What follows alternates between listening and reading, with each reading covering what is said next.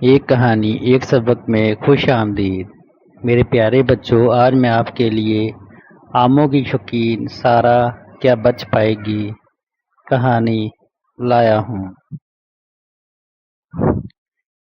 گرمیوں کی چھٹیاں تھی، ہر طرف رسیلے آم ہی آم تھے اور سارا کو آم بہت پسند تھے۔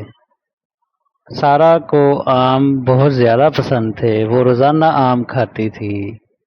صبح سویرے اٹھتے ہی وہ مزیدار آم کھاتی، دوپہر کو بھی وہ مزے سے آم کھاتی اور شام کو بہت زیادہ آم کھاتی۔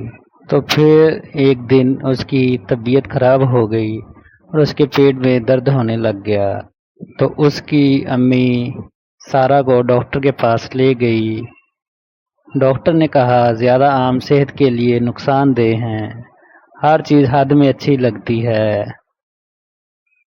سارا کی طبیعت بہت زیادہ خراب ہو گئی تھی اور وہ نڈال ہو گئی تھی۔ سارا نے پھر سبق سیکھا، اب میں آم حد میں رہ کر کھاؤں گی۔